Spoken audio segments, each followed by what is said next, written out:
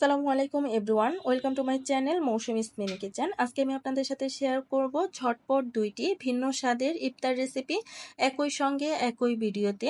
এই রেসিপিগুলো কিন্তু কম বেশি আমরা সকলেই তৈরি করে থাকি, যেহেতু রমজান মাস আর রমজানের স্পেশাল হচ্ছে ছোলা বুট ভুনা এবং পেঁয়াজু।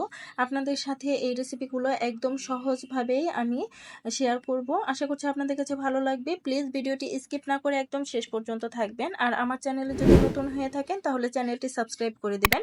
এই রেসিপি তৈরি করার জন্য প্রথমে আমি এখানে ছোলা বুট সেদ্ধ করে নিয়েছি এবং সাথে কিন্তু আলুটাও সেদ্ধ করে নিয়েছি।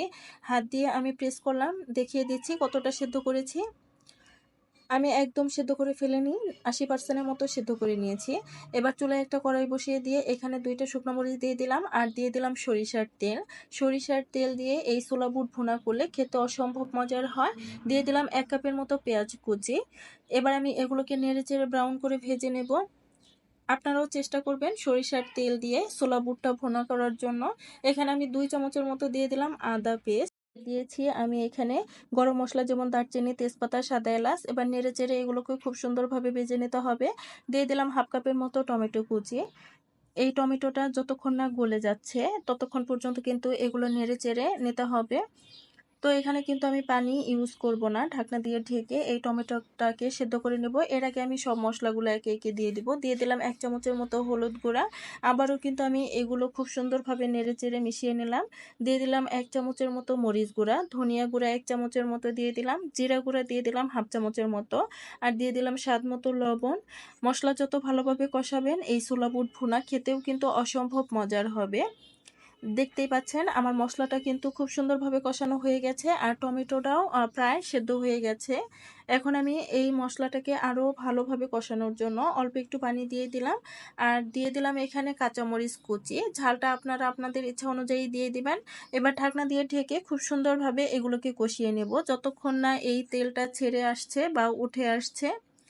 তেলটা যখন উপরে উঠে আসবে তখন বুঝতে হবে যে এগুলো খুব সুন্দরভাবে কষানো হয়ে গেছে। আমি নেড়েচেড়ে দিচ্ছি যেন মশলাটা পুড়ে না যায়। মশলা পুড়ে গেলে তাহলে খেতে ভালো লাগবে না। এবার আগে থেকে যে ছোলা বুটগুলো সেদ্ধ করে রেখেছিলাম সেগুলো এবার দিয়ে দিলাম। ঢাকনা দিয়ে ঢেকে দেব না, এমনি নেড়েচেড়ে এগুলোকে কষিয়ে নেব। একদম সহজভাবে কিন্তু আমি আপনাদের সাথে এই রেসিপিগুলো শেয়ার করার চেষ্টা করেছি। আর কয়েক মিনিট এগুলো কষিয়ে নেওয়ার পর এখানে আমি দিয়ে দিলাম আগে থেকে সেদ্ধ করে আলু নিয়েছিলাম সেই আলুগুলো আমি হাত দিয়ে একটু ভেঙে দিয়েছি যাতে এই ছোলা বুটগুলো মাখা মাখা হয়। এবার অল্প একটু পানি দিয়ে দিলাম, যেহেতু আগে থেকে এগুলো সেদ্ধ করে নিয়েছি এই জন্য অল্প একটুই পানি দিয়ে দিলাম। এবার ঢাকনা দিয়ে ঢেকে আমি এগুলোকে রান্না করব পানিটা একদম শুকিয়ে আসা পর্যন্ত। এই রেসিপিটা যদি আপনাদের কাছে ভালো লাগে, যদি আমার চ্যানেলে একদমই নতুন হয়ে থাকেন তাহলে রিকোয়েস্ট করব প্লিজ আমার চ্যানেলটা সাবস্ক্রাইব করে দিবেন, পাশে থাকা বেল বাটন অল করে দিবেন। পানিটা একদম শুকিয়ে এসেছে। এই পর্যায়ে আমি এখানে স্পেশাল একটা মশলা দিয়ে দিলাম, যেমন চাট মশলা। এই মশলাটা দিলে ছোলা বুট খেতে অসম্ভব মজার হয়। আপনারা যদি কখনো দিয়ে না থাকেন তাহলে একবার দিয়ে দেখবেন, আপনাদের কাছে কেমন লাগে অবশ্যই কিন্তু কমেন্ট করে জানিয়ে দিবেন। এই তো আমার ছোলা বুট হয়ে গেছে, এবার আমি পরিবেশন করে দেখাচ্ছি। আলহামদুলিল্লাহ এই ছোলা বুট খেতে অনেক বেশি মজা হয়েছিল। আশা করছি আপনাদের কাছেও অনেক ভালো লাগবে। এখন আমি আপনাদের সাথে পেঁয়াজু রেসিপি শেয়ার করব। এখানে 2 ধরনের ডাল নিয়েছি, এখানে মসুর ডাল এবং খেসারি ডাল। 2 ধরনের ডাল আমি 30 মিনিটের জন্য ভিজিয়ে রেখেছিলাম। এবার একটা ব্লেন্ডারের সাহায্যে এগুলো আমি ব্লেন্ড করে নিলাম। তবে সবটুকু দিয়েই আমি পেঁয়াজুগুলো তৈরি করব না, যতটুকু প্রয়োজন ততটুকুই নেব। এই জন্য একটা বাটিতে আমি আমার পরিমাণ অনুযায়ী নিয়ে নিলাম। এখানে আমি দিয়ে দিলাম 1/2 কাপের মতো পেঁয়াজ কুচি, যেহেতু পেঁয়াজু এজন্য পেঁয়াজের পরিমাণ বাড়িয়ে দিলাম। এখানে দিয়ে দিয়েছি হলুদ গুঁড়া, মরিচ গুঁড়া, দিয়ে দিয়েছি ধনিয়া গুঁড়া, অল্প একটু জিরা গুঁড়া দিয়ে দিয়েছি, আর দিয়ে দিলাম স্বাদ মতো লবণ, দিয়ে দিলাম অল্প একটু চাট মশলার গুঁড়া, দিয়ে দিলাম অল্প একটু আদা পেস্ট, আর দিয়ে দিলাম এখানে চালের গুঁড়ি। এটা আপনাদের পরিমাণ মতো দিয়ে দিবেন। যদি চালের গুঁড়ি না থাকে সেক্ষেত্রে ময়দাও কিন্তু দিতে পারবেন। এবার খুব সুন্দরভাবে এগুলোকে মাখিয়ে নিতে হবে। মাখানোর কাজটা কিন্তু একটু সময় নিয়ে করতে হবে। যত ভালোভাবে মাখাবেন এই পেঁয়াজগুলো খেতে কিন্তু তত বেশি ভালো লাগবে আর খেতে কিন্তু অসম্ভব মজার হবে। তো আমি একটু সময় নিয়ে এগুলো মাখিয়ে নিলাম। আমার মাখানো হয়ে গেছে। এবার কড়াইয়ে পরিমাণ মতো তেল দিয়ে তেলটাকে আমি গরম করে নিয়েছি।